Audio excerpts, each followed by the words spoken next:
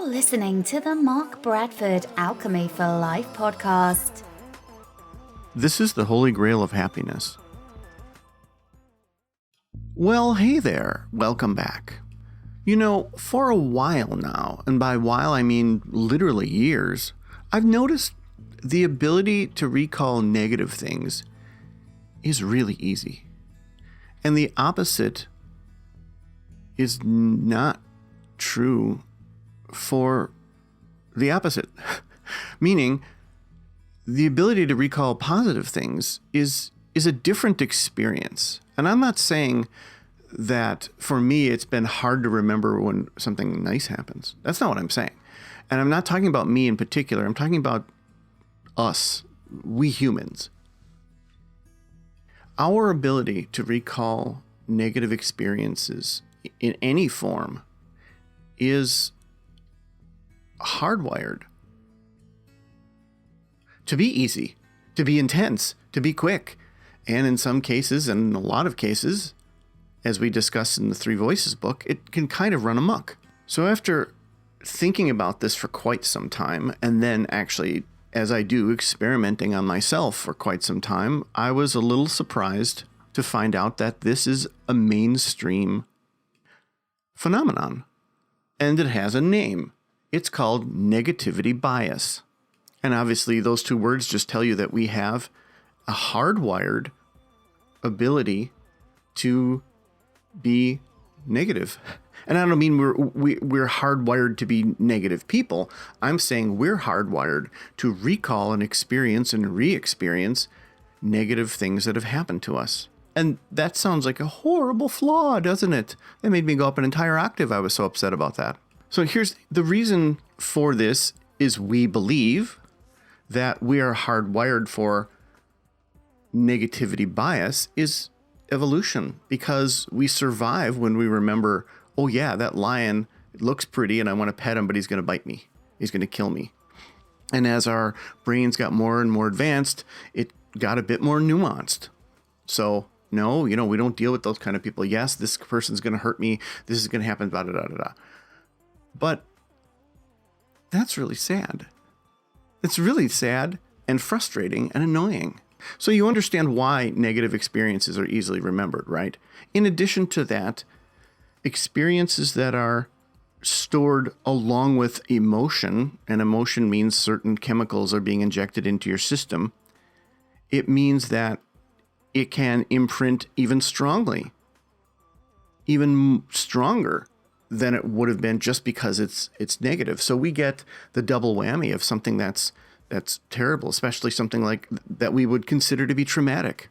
This is sort of the essence of PTSD. This hardwiring, it really is something that will make you feel like the cards are stacked against you, that your own brain is trying to sabotage you. And, we have that element of our lizard brain that's a carryover, and there are a lot of things we deal with, anger and paranoia and all that other stuff that sometimes afflicts some people more than others. That's a carryover from that. But it does seem like everything's stacked against us, like as thinking, breathing, feeling humans, people that just, I would assume, are like me and just want to do good in the world. It seems odd to be carrying around this brain that's designed to keep remembering the crappy stuff. And in fact, to that point, if you have ever experimented, and I doubt if you have, because this is a really odd thing to try, but I have. If you sit down and say, no, I'm going to do that same PTSD, that same trauma response, that same circular think about the same thing and perseverate on it over and over again all day long, I want to do that with something positive. Not only is there no autopilot in place for that, but it's actually taxing. I would suggest to you, this is one of those pauses that we have sometimes in the podcast, I would suggest to you right now to take to heart what I just said and try it. Pause this and try to remember a good thing that happened to you. You'll be like, oh my God, Mark, I have so many good memories, so many good things, experiences with my wife, girlfriend, husband, kids, da-da-da. Sure. But if you sit down and stare off into space while you're at your desk and just go, I'm just going to circularly remember this happy moment, and then I'm just going to explode into a whole bunch of other moments that feel the same and so forth. It's taxing. It's very taxing, and something like that shouldn't be taxing. And yet, the opposite, if you recall a bad thing that happened, a bad conversation, you can try to keep working on your spreadsheet, but you'll hear that in your mind over and over and over again. And again, you'll then find the connections, the emotional connection between that conversation and another conversation, which had nothing to do with a different person, whatever, but it felt the same. It was just as crappy. It was just as gross, right? And again, not to hammer the point home, but the opposite is not true. If you say, oh, I'm going to remember the hug my daughter gave me, it's not going to instantly remind you of the happy time you had when you were laughing with a friend out with a drink and so forth, even though it's kind of like the similar texture. And again, that's because we are wired for the former and not the latter. If you listened to the previous podcast called I Saw Two Voices Talking, or you've picked up the book Three Voices, you know that this truly can be a problem for some people, and it's a problem for most people. It's something people battle. And finally, I have an answer. Well, let's not get ahead of ourselves here. I have an explanation, and the explanation is our built-in negativity bias. And see, this had been driving me nuts for a long time, and I thought, I'm a logical person. I'm, at my core, actually a very happy person. And yet, this negativity seems so easy. It's right there within your grasp, and the positive stuff is a bit farther away. And once I researched and tested, I found that explanation, and I found the evidence to support it. If you are someone who does experience that quite a bit, first of all, you have to be honest with yourself. I mean, if minutes or even hours of your day is being taken up by that part of your brain running amok, the part that was designed to protect you from the saber-toothed tiger is now trying to protect you from something that's already happened that's never going to happen again, or never will happen, because you keep creating scenarios and you're like, oh, I bet they're thinking this, I bet they did it for this reason, and so forth. It's difficult. And I created some of the experiences and worksheets in Three Voices to sort of help people through that. And the feedback I've gotten from people is actually fantastic, that it is actually helping people. But I want to do more. So I researched not only negativity bias, but what we can do to sort of rewire our brain, or perhaps at least in some ways ignore our base brain. Which sounds impossible, and it sounds almost detrimental, but it's not. So there are tools in place. There are solutions that can help you to deal with the built-in negativity bias. A lot of the tools that are mentioned by psychologists and people in the know and people who write papers about this. Let me give you sort of a quick list of what I came up with, what I typically find. It's mindfulness and meditation, gratitude practice, positive affirmations, something called cognitive behavioral therapy, and social support. Let me go through those and explain why they're not exactly the tools I'm looking for.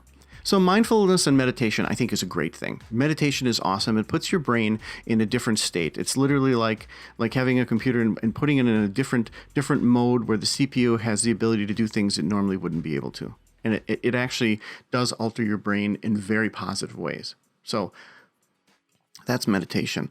Mindfulness, again, is just being aware. Mindfulness is essentially going, hey, I'm not a lizard. I'm a human being. Sure, I'm feeling certain feelings, but I have control over things. And God help me, I wish that I knew more people that had that ability. Then there's gratitude practice, which you may do, especially if you're listening to a show like this with a name like Alchemy in the title, which is pretty cool. You may actually have a gratitude practice where in the morning you find a few things to be grateful for, or you have a gratitude journal where you're like, I'm really grateful for that. And that's great.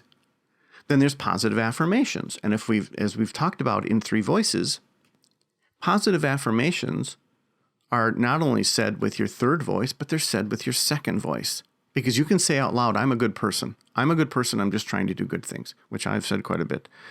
You can also say it inside your head with your second voice and have the same effect. Okay?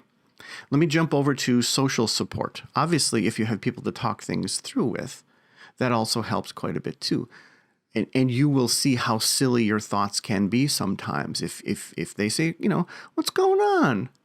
What's going on, Gene? What's happening? Why do you seem so distraught? Well, I think, Bert is going to do this. Really? What do you think? And then you say it out loud and it seems silly, right? But in your mind at 2 a.m, it really makes a lot of sense. Oh yeah, I bet he would do that. Even though I have zero evidence that he'd ever do that, but I bet he would do that. So this cognitive behavioral therapy, in a nutshell, basically uses some of the things we already talked about. It uses self-talk and journaling and having you do positive activities, and even has you expose yourself to the situations that typically make you feel very negative, in which you actually force yourself to experience them. In sort of in a way to kind of like give you a systemic desensitization towards it, meaning you're desensitized to it and you go, okay, the world's not coming to an end. This thing happened. Now I don't have to dread it next time because the world didn't come to an end. It's just, I lived through it. I don't have to fear it. And that's great. This is all wonderful stuff. But everything I mentioned, including the CBT, is not a tool in doing what I just discussed. It has nothing to do with the holy grail of positivity bias. Because all these things will make you feel better. They'll make you be less negative. They'll maybe reduce the power of negativity bias. But they're not doing anything about your positivity bias because it doesn't exist. That's the problem. We're not wired for it. Now, studies have shown that there are a number of ways that we can rewire our brain. We can literally kind of change our own programming in such a way that we are this person or this thing that we want to be in a very good way. I mean, it's very, very possible and has been possible. And unfortunately to you, it probably has happened in which your brain was rewired in a negative way. Being shell shock, various forms of PTSD, paranoia, all those things are your brain rewiring itself to protect you. Okay. You don't have anything in place to protect you from positive stuff. And I don't want to go on a tangent about sabotaging relationships. That's not what I'm talking about here. But what I'm looking for is a tool, a thing, an experience, a procedure that allows us to give us a glimmer of hope to expand the part of our brain that enjoys positivity so that we can develop positivity bias. And it appears so far the only true tool in doing that is sort of the only true tool that we have when it comes to increasing our muscle mass. I mean, obviously there's certain chemical ways to do that, but it's exercise. It's just plain hard work exercise, repetitive exercise over and over and over again, using that muscle over and over again so it gets bigger and stronger. And our positivity bias is a muscle that is the weakest ever. It's like it doesn't exist. It just doesn't.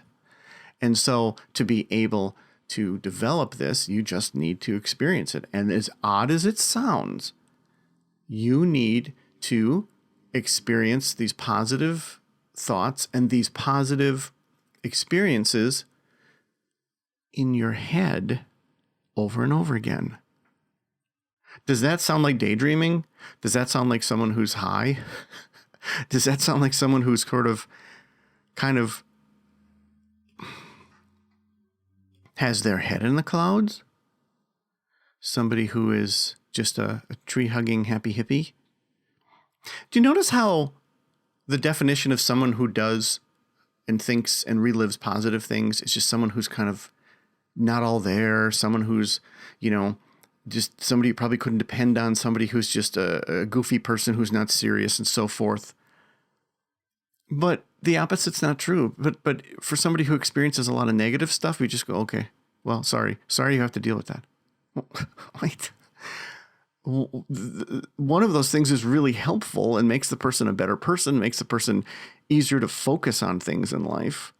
And the other thing makes them hard to deal with because you on the outside world have to deal with this person who's experiencing this little hell in their head. And yet, socially, we sort of treat the positive people as pariahs in a weird way. And I think part of it is because we end up having a lack of trust because we just can't imagine someone is just focused on positive thoughts and things like that. And again, and I want to make this clear, there's a big difference between thinking positive and doing positivity bias, which is a happy thought springs into your head and that explodes into 1,000 other happy thoughts. I have definitely gone over my time, but I had a very specific outline I wanted to touch on this because this just wasn't a, hey, here's a thought. What do you think of this? Let's do that. So for your journey, if you are doing this, or at least trying to experience this, all I would suggest to you is just once experiment. Just once, try it. And I want to see just how taxing it is for you to go, oh, remember how good it felt? And I'm not talking about remembering. I'm not talking about remembering and replaying a scene in your head of when you were at the beach or something like that with no emotion, like you're watching a film of someone else's life. I'm talking about you getting sucked in emotionally into an event that happened in your past. The same darn way that your brain does that for the negative stuff, because you can be, and I always talk about people at their desks because so many people are busy at their desks and things, and then like they have an errant thought or whatever, or in their car, right? The same way that when you're in your car and just out of nowhere you have a thought because you see a blue car and you see a this, or it's a certain time of day or whatever, and then you just feel like crap because now you've remembered that thing that somebody did to you. And then you remember another thing, and you remember all the other things, and all the other things are connected to that. Then suddenly you're sucked in and you're immersed emotionally into something.